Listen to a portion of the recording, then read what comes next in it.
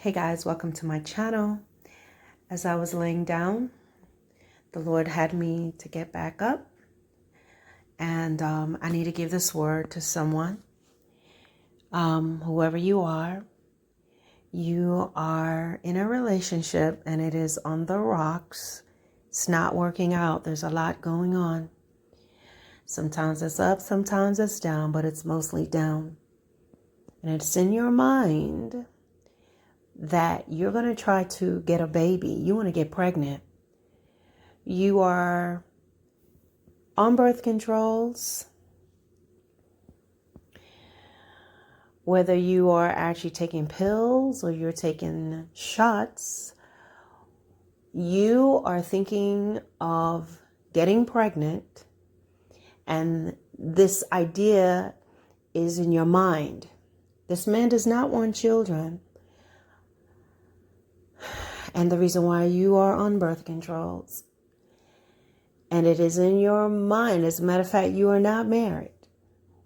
So, but what's being placed in your mind is to trap him.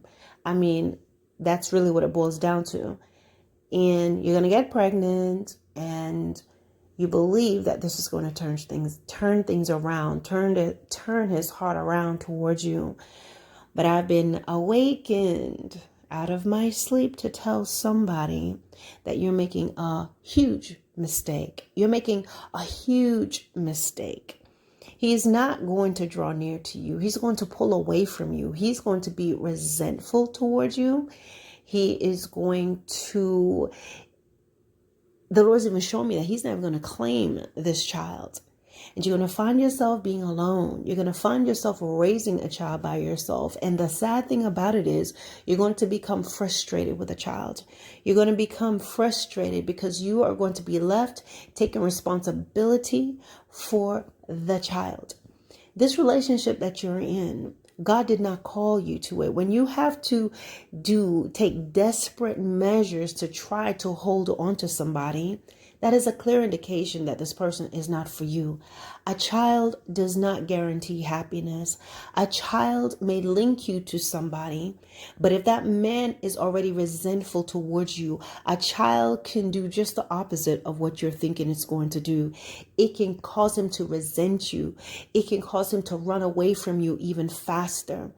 And he may even, especially if he's in a position where he has more money than you or something, he can take your child from you in order for you to pay him child support. But the biggest thing that I see this man doing is he is not going to make any claims to it. He is going to leave you. He is going to leave you. He's going to resent you. He's not going to be with you throughout the pregnancy. He's not going to do any of the things that you imagined. He is not going to do it. This relationship that you're in, where you are giving your body to someone that at first you may believe loved you or have loved you, but I'm trying to tell you, and a lot of people don't get this, is that whenever you do things the world's way, which is sex before marriage, living together, you can expect to fall into the statistics of most of these types of relationship. Whenever you allow the enemy in your relationship, he does not believe in unity and oneness. And even sometimes people, when it appears that there's unity and oneness, because there must be some success stories when it comes to the enemy. There has to be somebody that it's going well. They're paying with their souls, because when they're living this way and they're doing it their way, even though they may have happiness right now, at the end of it all, if they're not in right standing with God and they're not doing things God's way, if they built their happiness on their terms, in eternity, there are going to be consequences.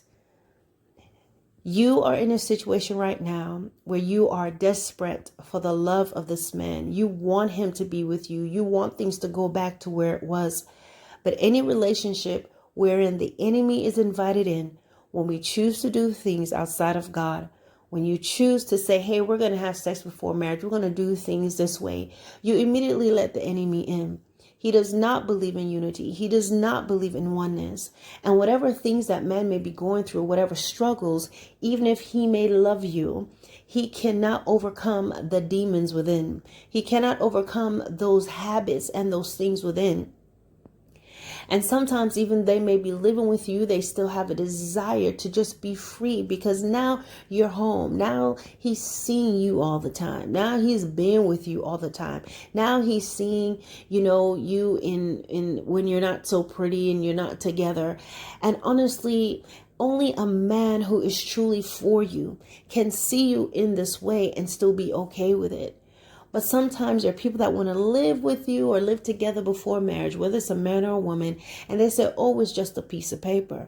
Marriage is just a piece of paper. Well, if it's just a piece of paper and it's no big deal, what's the big deal if we do it? Because there is a big deal. Because sometimes people want to try things out and they want to do things, but they want to keep their options open.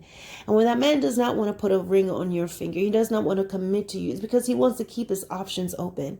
If he truly saw you as being valuable, he will want to just marry you. He'd want to be with you and spend his life with you. You will not be in a position right now where you feel like you have to be doing things to make him love you and to make him stay and to make him change. The thing about it is when a man begins to go and be with another woman, even if another woman was doing the same thing, what truly happens, guys, is they have a soul tie. So they become one flesh with someone else. And when that happens, and when there's someone there, she will not be able to cleave to you and be with you the way that she should be, whether you are married or not. When someone is in bed with another, and whether they're emotionally tied, they're talking on the phone and they're connecting, I want you to know this is even more dangerous than the physical. But if he is sleeping with this woman, he's connecting with somebody else. The one advantage, if you want to call it that she has that you don't, is that she's not already in the house with you, already tried out and proven. Okay. And so she's intriguing to him because this man has a spirit like a city without walls. A person who has no rule over his spirit is like a city without walls. A city without walls means it's open to the elements. Anything can come. I give an example of you can be building a house and you can have precious things in it. You may have these wonderful memories. You may have these wonderful moments that you have. He may bring you wonderful gifts. When he's good, he's good. But you know what? You look at all those memories and the most precious things in a house, but the house has no frame. It is just a frame actually, but it has no doors. It has no windows. It has no ceiling. You understand? There is nothing to cover the hard, unfinished flooring.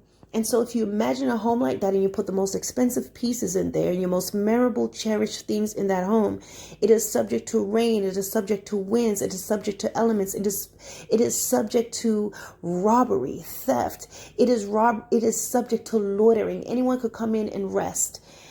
The sun can beam down and just destroy all that you have. The rain can come down and pour down on you. And this is what it is to try to be in a relationship with someone who is like a city without walls, where anything can come and go. They'll do anything. And your most precious memories and your moments, yes, it's good when it's good, but you know what? You're not safe. You're not protected because he's not finished. He's not complete. And whoever you are, you have not done it yet, but you're thinking about it. It's in your mind to get pregnant, get pregnant, get pregnant. The enemy's setting you up for the next step of disappointment and hurt and pain. And it can even be tragic in some cases, depending on the mindset of this man. Some men, they are so determined that you're not going to be a part of their life and you're not going to mess up what they have, because sometimes there's somebody else that they want to marry and they want to be with. There's some things they want to do in their life. And if you have a child, you're going to change things. You may change his image. You may change his chances. And he'll be willing to kill you, destroy you. Especially if this man is married or there's something going on. Whoever you are, allow the Lord to heal your heart and to lead you to wholeness in him, where you will get love his way. You will not feel pressured. You will not feel desperate. You won't feel like you need to do something to bring back the love. You cannot do this. It is time to open your hands and let it go. Let go of that thing that you're holding onto so desperately. Let go of this man. Because something about men, when they want to be with you, you don't have to be trying to force them to be with you. They want to be with you the same way he was at the very start when he wanted to get to know you. You didn't have to force anything. It just happened. But one thing that happens, unfortunately, is that once you give him your body, once you give someone your heart that you should not, it sets you up for a letdown and disappointment and hurt and pain. Do not bring a child into this world with someone who does not love you, and you'll be left with that bag. There's more that God wants to show you. There's more he wants to show you. He wants to show you love his way, but it begins with you first loving yourself. You're not going to be able to love yourself until you learn who God is and how he created you. Remove yourself from that situation that you're in when you're in a relationship where you are fornicating. Because as long as you're in the devil's arena, as long as you're doing things his way, you're subject to the elements. Yes, there may be success stories. Yes, you may have friends that they started off fornicating and now they're married and everything worked out. As I told you, the devil must have some testimonials and success stories. But I'm trying to tell you there's a price that they have paid. God can forgive, but a lot of times there's a price that's been paid. And if they worked it out, there's some things that they went through that they didn't need to go through.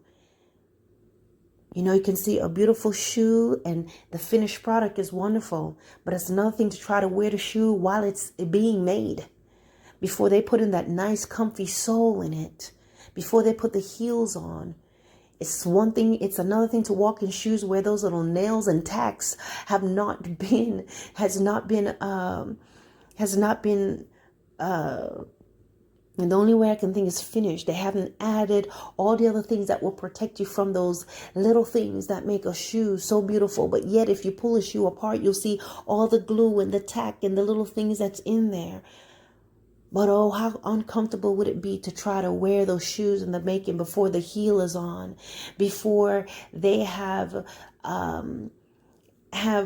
molded in and made the nails and the little things that keeps the shoe together, before they actually get those all the way should be and covered it with all the nice cushy pretty things that we enjoy about shoes. And that's what it is. Some of you, you're walking with that nail in the shoe. You're trying to, I know it's not perfect yet, but I want it. It's like eating a cake before it's done. You know, one of my favorite cakes is red velvet cake. But you know what? It don't taste good if it's not finished. It's not going to taste good if it's not baked all the way through. And so there's a lot of you ladies are out there. You are walking in that shoe that's unfinished. And you are also, because you want to be Cinderella so bad. I'll take anything. I'll take a boot. I'll take a slipper. Just give it to me. I'll put it on. Even if it's not my size, just stuff some newspapers in the front. I want to be chosen. And then some of you, you're eating, doughy cake. It's not done. It's not finished. It's soupy in the middle. It's not done, but ooh, it had potential. God does not want to give you potential. He wants to give you his finished work. So as I go and I'm going to go back to sleep, I pray that this word reaches the person it's for. Any word that is spoken is not any surprise. It's normally what you've been praying for and what God has already spoken to you. Remove yourself from the situation. You may not be able to just jump out of your lease right now. But if you can leave, you leave. Do things the right way. Pace yourself, time yourself. In this situation, this man does not want to be with you anymore. And it is obvious. It's time to let it go. Allow yourself to heal. It's one thing to be crying and still in a relationship. Another thing to be crying as you are on the road to healing. God wants to take you by the hand and walk with you on the road to healing. This is the word of the Lord today.